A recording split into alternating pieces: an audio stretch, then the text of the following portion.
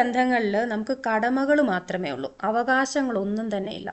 മാതാപിതാക്കളും മക്കളും തമ്മിലുള്ള ബന്ധത്തിലും ദാമ്പത്യ ബന്ധത്തിലും സുഹൃത്ത് ബന്ധത്തിലും സഹോദര ബന്ധത്തിലും ഒക്കെ ഇത് നമുക്ക് കാണാൻ കഴിയും. നമ്മളിൽ ചിലർക്കെങ്കിലും ഇതുപോലുള്ള ബന്ധങ്ങൾ ഉണ്ടാവും, പക്ഷെ പലപ്പോഴും നമ്മളത് മനസ്സിലാക്കാറില്ല.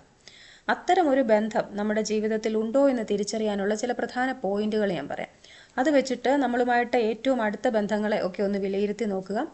ഒന്നാമത്തെ പോയിന്റ്, ചില ആളുകളുണ്ട്, അവർക്ക് നമ്മളോട് എന്തും ചെയ്യാം, എന്തും പറയാം, എങ്ങനെയും പെരുമാറാം, അത് അവരുടെ ഇഷ്ടം. പക്ഷെ അതിനെപ്പറ്റി ഒന്നും അവരോട് ചോദിക്കാൻ പോലും നമുക്ക് അവകാശമില്ല.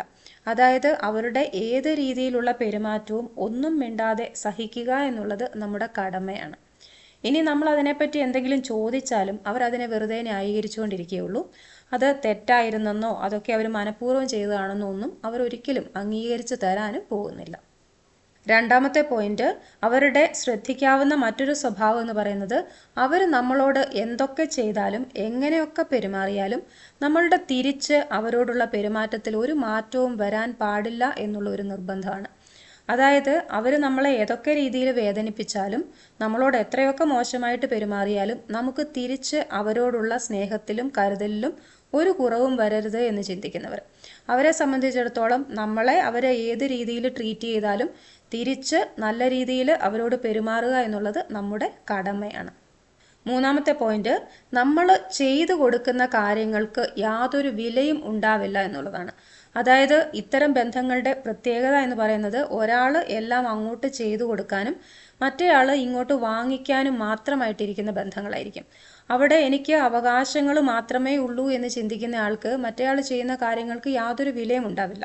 അവരുടെ അഭിപ്രായത്തിൽ ആ ചെയ്യുന്ന കാര്യങ്ങൾ എല്ലാം തന്നെ മറ്റേയാളുടെ കടമയാണ്. അവരത് ചെയ്യുന്നു, അത്രേ ഉള്ളൂ.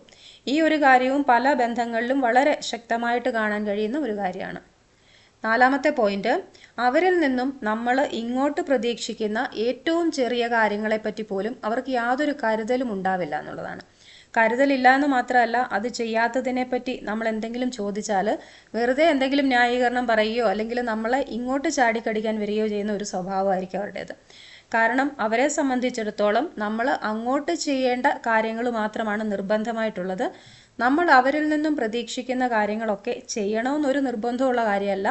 അവർക്ക് ചെയ്യണമെന്ന് തോന്നിയാൽ അവർ ചെയ്തു തരും എന്നുള്ള ഒരു രീതിയിലായിരിക്കും. എന്നാൽ നമ്മളിൽ നിന്നും അവർ പ്രതീക്ഷിക്കുന്ന കാര്യങ്ങളെപ്പറ്റി അവർക്ക് നല്ല ബോധ്യം ഉണ്ടായിരിക്കും. ഉദാഹരണങ്ങൾ പറഞ്ഞാൽ, ചില ദാമ്പത്യ ബന്ധങ്ങളിലെങ്കിലും പങ്കാളിയിൽ നിന്നും നമുക്ക് ഇങ്ങോട്ട് ലഭിക്കേണ്ട കാര്യങ്ങളെപ്പറ്റി നമുക്ക് നല്ല ബോധ്യം ഉണ്ടായിരിക്കും.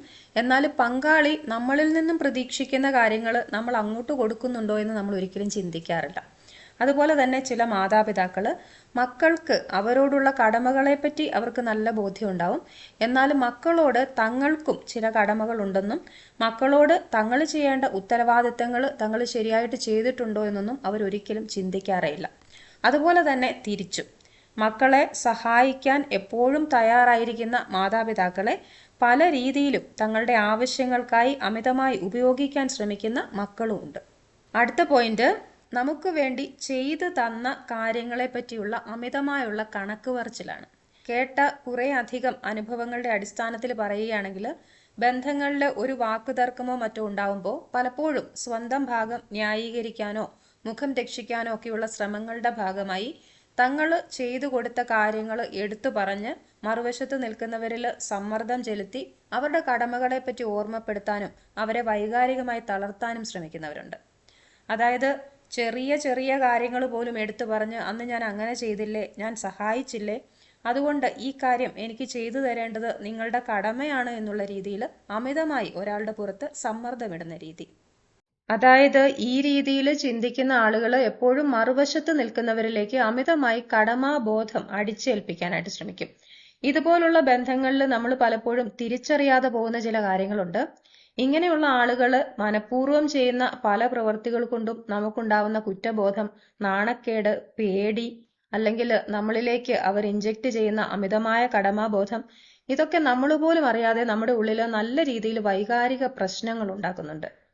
ദീർഘകാലം ഇതുപോലെയൊക്കെയുള്ള ബന്ധങ്ങളിൽ തുടരുമ്പോൾ അതിൽ നിന്ന് നമുക്കുണ്ടാകുന്ന വൈകാരികമായ മുറിവേൽക്കലുകൾ അഥവാ ഇമോഷണൽ ഹേർട്സ് പലപ്പോഴും നമ്മൾ തിരിച്ചറിയാറില്ല എന്നുള്ളതാണ് വാസ്തവം.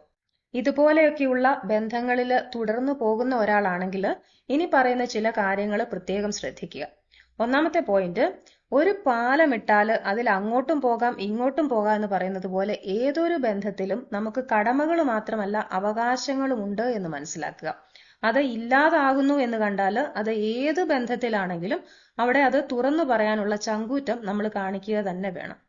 രണ്ടാമത്തെ പോയിന്റ്, അങ്ങനെ നമ്മൾ അത് തുറന്നു പറഞ്ഞാൽ അതൊരു ആരോഗ്യകരമായ ബന്ധമാണെങ്കിൽ അവരത് മനസ്സിലാക്കുകയും നമ്മുടെ ആവശ്യം പരിഗണിക്കുകയൊക്കെ ചെയ്യും. എന്നാൽ നമ്മൾ അത് തുറന്നു പറഞ്ഞതിന് ശേഷവും അതിന് ഒരു വിലയും കൽപ്പിക്കാത്ത ബന്ധങ്ങളാണെങ്കിൽ ആ ബന്ധം മുന്നോട്ട് ഏത് രീതിയിൽ തുടർന്നു കൊണ്ടുപോകണം എന്ന കാര്യത്തിൽ നന്നായിട്ട് ആലോചിച്ച് ഒരു തീരുമാനമെടുക്കുക. മൂന്നാമത്തെ കാര്യം, ഏതൊരു ബന്ധത്തിലാണെങ്കിലും അതിൽ നിന്നും നമുക്ക് കിട്ടേണ്ട ഏറ്റവും അടിസ്ഥാനപരമായ കാര്യങ്ങളെ പറ്റിയെങ്കിലും ഉള്ള ഒരു ബോധ്യം നമുക്കുണ്ടായിരിക്കണം. അതുപോലും നമുക്ക് കിട്ടാത്ത ഒരു ബന്ധത്തിന്റെ കാര്യത്തിൽ ഉചിതമായ തീരുമാനമെടുക്കാനുള്ള എല്ലാ സ്വാതന്ത്ര്യവും നമുക്കുണ്ട് എന്നുള്ളത് മനസ്സിലാക്കുക. നാലാമത്തെ കാര്യം, സെൽഫ് വർത്ത് അല്ലെങ്കിൽ നമ്മുടെ വില എന്താണെന്ന് തീർച്ചയായിട്ടും നമ്മൾ തിരിച്ചറിഞ്ഞിരിക്കണം.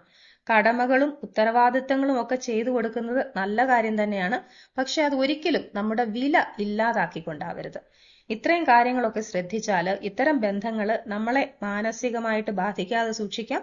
എല്ലാവർക്കും വിജയാശംസകൾ. എല്ലാവരെയും ദൈവസമൃദ്ധിയായി അനുഗ്രഹിക്കട്ടെ.